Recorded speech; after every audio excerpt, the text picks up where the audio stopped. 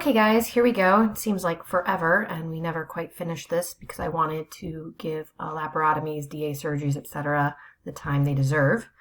But this is something that is very commonly done in cattle. So a laparotomy is any incision into the abdominal cavity. Approach can depend on what's going on and the surgeon.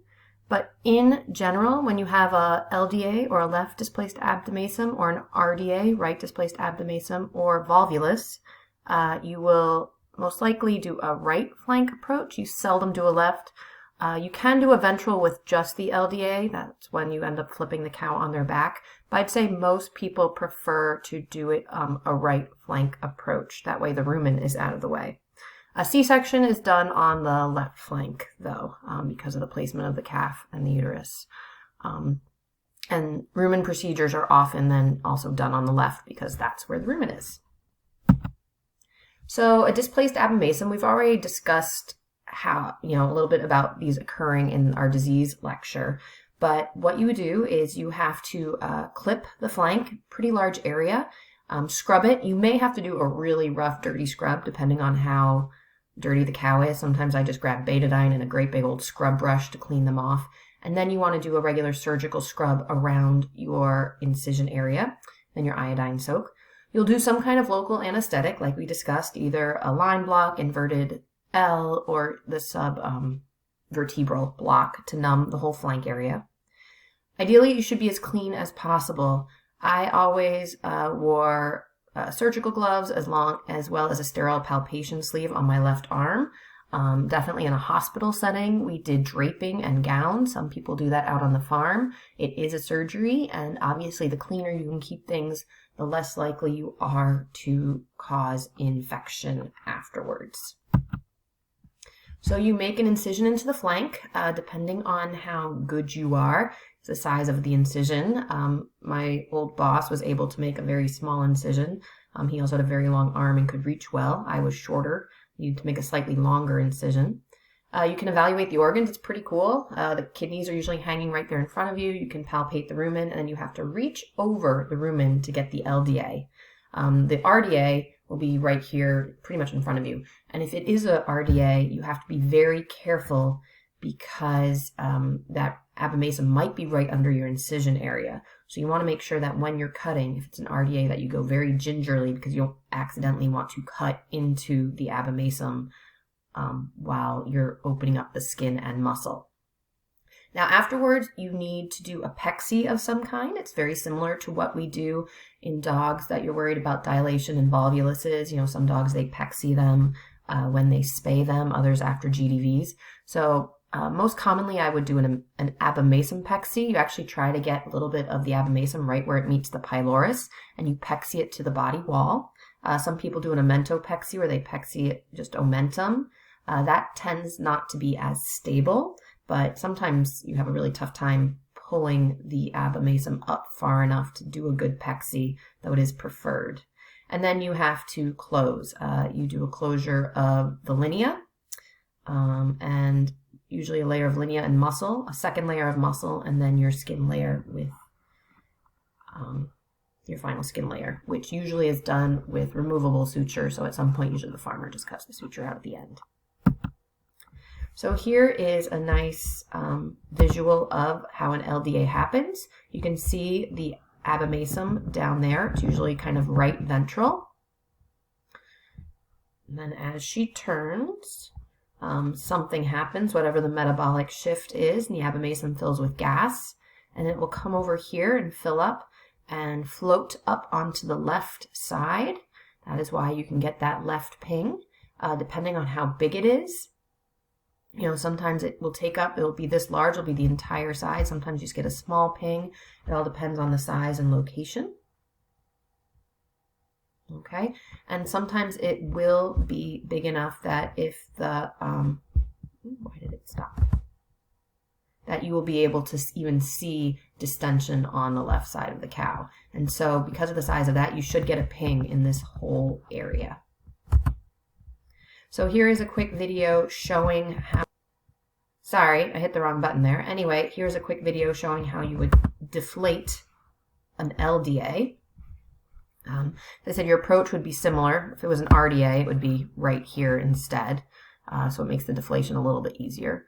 But you're going to reach your arm through the incision. You have to go behind this curtain of omentum. You're reaching over the rumen, and then you'll be able to take your needle, which you're carefully guiding through so you don't stab other structures, and you reach over and you poke it. Long arms are very helpful. If you have a big cow, you might need to stand on a hay bale or something, because even though it's not completely deflated, it will start to slip off your needle, and you want to try to get as much of that gas out as possible. So you want to be able to follow it down as far as possible. So getting yourself a little taller if you're shorter or have shorter arms is definitely helpful. Once it has slipped off and you can't deflate it anymore, you will bring your arm out. Okay. This is kind of slow, so we're just going to keep going. This is a video. It's actually on the Vanco Hall page. I'm not going to show it right now.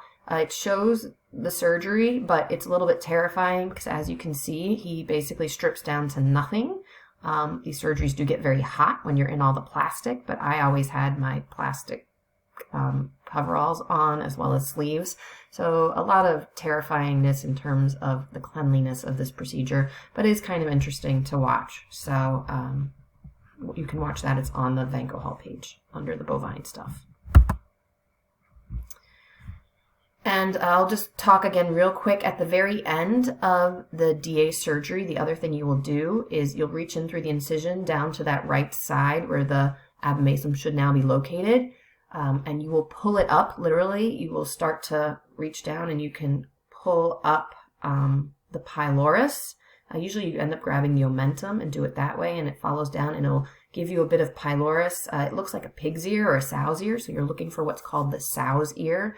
And then you'll feel a kind of thicker part, which is kind of that pyloric area of the abomasum, and that's what you're going to use to pexy. Okay, the second to last procedure is a C-section or a cesarean section. The idea is similar. You will anesthetize, though, the left side of the flank, and you make a much longer incision because you have to try to get out as much of the calf as possible. In this case, you're going to have sterile gloves on both sides. This is a much messier procedure, and you want to try to keep things as clean as possible. This shows gowning and draping. My guess is it was done in a surgical facility. I never quite had this much support and help. But the goal is to pull out as much of the uterus as possible so you can see what you're doing. You want to try to get that greater curvature. Of course, you have to also be very careful because when you do pull things out, you don't want to incise the fetus by accident. Hopefully this is a live C-section. It may not be, but you hopefully have some help. They even have these boards that help to hold things open and pull the uterus out so you're not opening up into the abdomen as much. But you want to get the uterus out, incise the uterus, draw out the fetus, and then you're going to sew up the uterus. You need to do this a little bit more carefully. You do it in an inverting pattern to try to open things in. You want to be very careful that uterine contents doesn't necessarily spill out into the abdomen because that would set you up for problems with peritonitis. And then you will sew up the uterus and close the abdomen. And there's a cow who has had this done. I've been very successful with my C-sections. I've unfortunately never had a live C-section. The calves have always been dead, but the mothers have always survived afterwards. Rebreeding them, however, has always been a question, often depending, as I said, mine were always done in pretty dire circumstances, so there was a lot of fibrosis, and so I don't know how many of them ever got pregnant again. But they were able to at least go through a lactation, or they were able, one was a beef cow, she was able to raise another calf that had been orphaned, so that worked pretty well. Actually, the only time I had one not be successful was because the uterus was already ruptured by the time I got it open due to the farmer or the staff of the farm manipulating the fetus. It was misshapen, and they had been pulling and caused uterine tear. So that is something you have to be careful of. It can be tricky to also sew these up because once you get the calf out, the uterus may start contracting down and it will actually start pulling away from you, and it can be very difficult to keep it exteriorized while you are sewing it up. And then once it does, you do want it to start contracting down. Often these ladies need some support. Some calcium support is really helpful, some fluid support. And an epidural is also useful when you anesthetize because you want them to stop contracting if they're actively in labor. Usually they will also need antibiotics after this. DA surgeries, a lot of people use antibiotics, though if you do really good sterile technique, you shouldn't necessarily have to do it. The gentleman in the video, I definitely would have antibiotics on board with that because it didn't look like he used good sterile technique. But I do know some veterinarians who will drape, and if they're really careful, they'll have very good success, just like we've talked about in Surge about the cleaner we keep our surgeries, the less likely you need antibiotics. It also will depend on the animal as well. The earlier you do these procedures, the less sick they are, etc., the less likely they may need antibiotics afterwards. But in both cases, peritonitis can be a real risk if infection gets in there. Usually about a week later, they'll end up with a fever, they'll end up being lethargic, and sometimes you'll even reopen it up and you'll just find massive infection, which is pretty darn gross and nasty. The last thing to discuss real quick is uterine prolapse. We discussed this a little bit in class as reproductive issues, but for whatever reason, usually after a dystocia, something like that, the uterus will come out. So you definitely need an epidural. Once she feels it out there, she'll keep pushing it out, like thinking it's a calf. So you need the pushing to stop. You need them well restrained. If sometimes they're down, which can sometimes make your life a little bit easier, especially if you can get them so they're downhill from you, so gravity does its job. You need to clean and wash the uterus. And then I always would use hypertonic saline, or if I had to, sugar. That helps to pull edema out of the uterus and shrink it down so it's easier to push back in. Oxytocin and calcium also helps because it causes the uterus to contract down and get smaller, so it gives you more room, and then you can push the uterus back in. A lot easier said than done. Sometimes it's inch by inch, and you finally get it to that sweet spot where it will suddenly all fall down in. Some people will then stretch out the uterus. They'll put like a wine bottle or a bag of water or fill water in it to try to weight it down.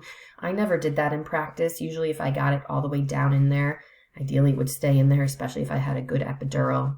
And then you can close the vagina with a Booner stitch.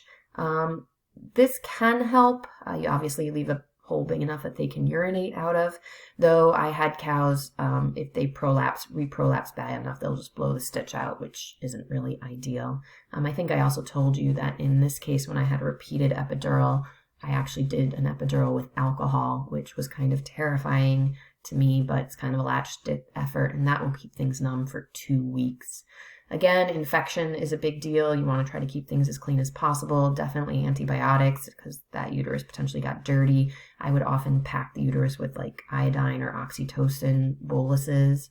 There is fear that if a cow prolapses once, she'll do it again. So this may be something where you're just trying to get her through her lactation, etc., her calving, whatever it is. And maybe you'll try again, or if she does prolapse again, she may end up being culled at that point. But this can be a very exhausting, tough procedure. I've had cows who it's worked. I've had cows who've reprolapsed immediately. So it kind of depends. Okay, guys, that is it for bovine surgical and clinical procedures. If you have any questions, let me know. And next will be equine diseases.